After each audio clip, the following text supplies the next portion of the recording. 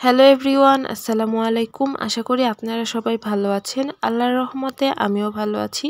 চলে এলাম আরও একটি নিউ ব্লগ ভিডিও নিয়ে। আর এইটা হলো আমাদের কোর্টরুম। আর কোর্টরুমে আমাদের মক ট্রায়ালের ক্লাস হয়। আর এখানে আমাদের সেদিন মক ট্রায়ালের ক্লাস ছিল, তো সরাসরি ক্লাসরুমে চলে আসি। আর আমাদের কোর্টরুমটা অনেক সুন্দর না? তারপরে ক্লাস শেষ করে আমরা চলে যাই পানি আনতে। আর এখানে আমি পানি নিচ্ছিলাম। সকাল 9টা থেকে বিকেল 5টা পর্যন্ত আমাদের ভার্সিটিতেই থাকতে হয়। আর সেই জন্য পানি তো খুবই প্রয়োজন নেওয়া। আর এখানে আমরা ক্লাস শেষ করে চলে যাই নাস্তা করতে, সেজন্য আরও পানি নিয়ে নিচ্ছিলাম যাতে নাস্তা করে পানি খাইতে পারি। আর এটা হচ্ছে আমাদের আমেরিকান কর্নার। এরপর আমরা এখান থেকে সরাসরি চলে যাই ভার্সিটির বাসের কাছে। আর ভার্সিটির বাস মাত্রই আসলো। ম্যাচ কাছে হওয়ার কারণে এখন আর বাসে ওঠাই হয় না, তবে একটা সময় খুবই বাসে উঠতাম। আর সকালবেলা ক্লাসে আসার কারণে প্রচুর ঘুম পাচ্ছিল, তো আমরা ঠিক করি যে আমরা ভার্সিটির বাসের ভিতরে একটু ঘুমিয়ে নেব। এর আগে এমনটা কখনোই করি নাই।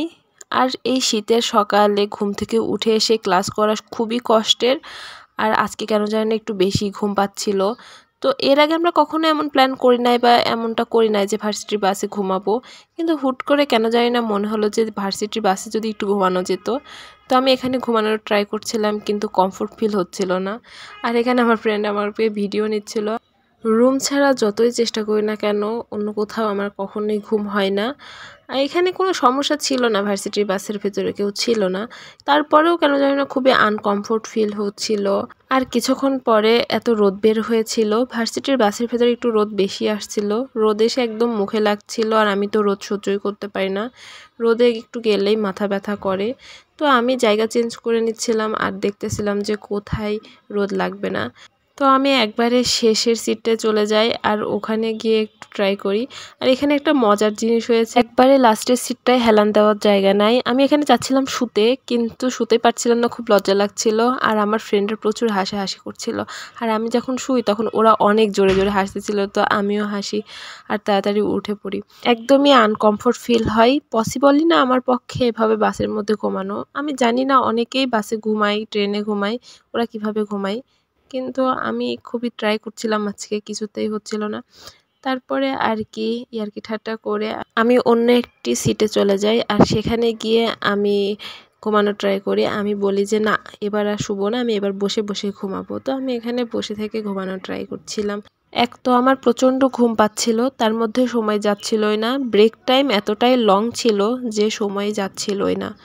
আর এখানে আমরা এভাবেই ইয়ার্কি ঠাট্টা করছিলাম, যদিও এভাবে বাসে উঠে আমাদের ভিডিও করা বা পিকচার তোলা হয় না। কালচাতে যখন ক্যাম্পাস ছিল তখন মাঝে মাঝে বাসে উঠতাম।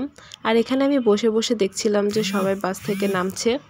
তারপরে আমরা বেশ কিছুক্ষণ বাসে থেকে চলে যাই ক্লাস করতে। আর ক্লাস শেষ করে আমরা মেসের উদ্দেশ্যে রওনা দিই। আর এভাবেই প্রতিদিন আমাদের সময় চলে যাচ্ছে। সকাল 9টা থেকে 5টা পর্যন্ত প্রায় ভার্সিটিতেই থাকতে হয়। আর ভার্সিটি থেকে গিয়ে ফ্রেশ হওয়া, আর যেহেতু আমরা রান্না করে খাই, রান্না করা সব কিছু মিলাই এভাবেই ব্যস্ততার মধ্যে সময় চলে যাচ্ছে, বুঝতে পারছি না। আর আজকের ভিডিওটা তোমাদের কেমন লাগলো সবাই কমেন্ট করে অবশ্যই জানাবা। আজকের মতন এ পর্যন্তই। আল্লাহ হাফেজ।